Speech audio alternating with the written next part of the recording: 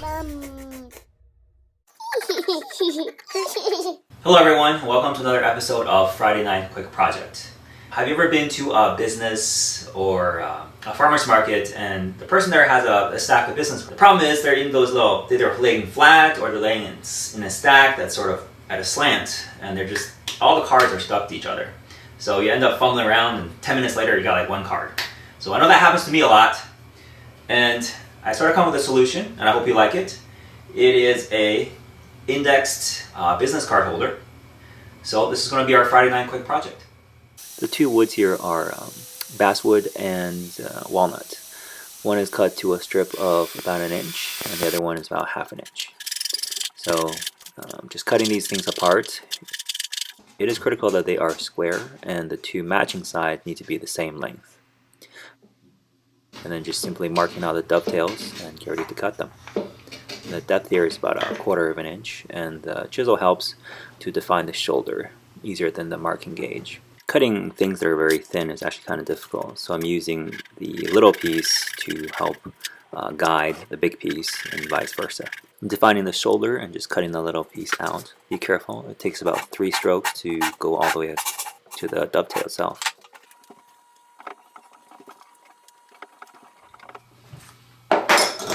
So I gotta be careful though, because this is basswood and this is kind of small. So I decided to use a half-line dovetail. It's not that different cutting it than, say, a through dovetail. Just takes a little patience. I cut the frame at a slight angle so that it would give some more visual interest, but it would also visually complement the footing that's going to be made from brass. Because there are 2 end grain faces, I'm using a little bit more glue than I would if I was just dealing with a through dovetail, which only has 1 end grain face. alright guys, so it took me about 1.5 hours to get this stuff glued together, and it's about 7:30 right now. I took a little break in between from when I started around 5:30. So I'm gonna have to wait for this glue to dry. And here comes a PSA. Brass doesn't look hot, but it's very hot. I'm just using the grinder and the grinding wheel to make the foot symmetrical and give it a little visual interest.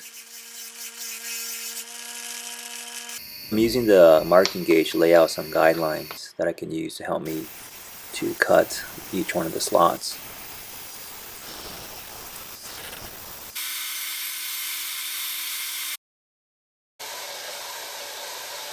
The brass footing will be housed into the main piece via a dado, and this dado is actually at a slight angle. So, but besides that, it's exactly the same as you would cut a straight dado. The only part that's somewhat difficult is that everything needs to be chiseled at a matching angle.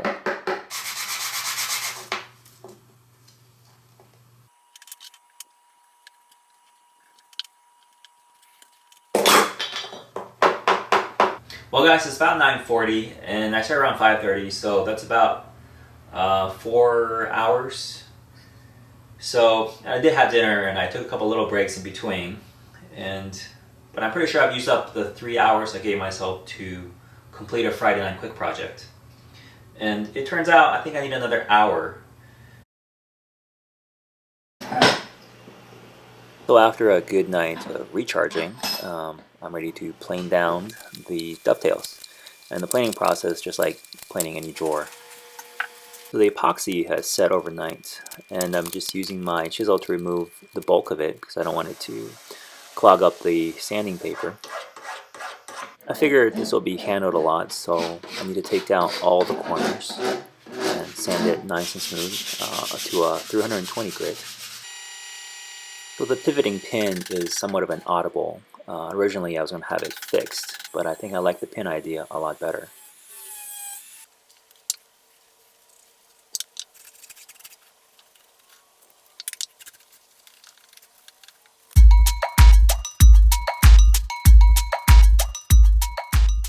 So I picked this project back up around 8 o'clock this morning and I completed around 9:30, 10 o'clock. So that's another 1.5 hours today. And plus the 3 hours last night, the whole project took about 4.5 hours. But this morning, I spent about 15 minutes staring at this pivoting mechanism, figuring out how I want to do it. I think if I didn't have to film, I can probably do this project in 3 hours. Probably cutting it close, but it's definitely an overnight project, 3 hours divided by overnight. So I hope you enjoyed it. Thanks for stopping by, and I hope to see you again next time.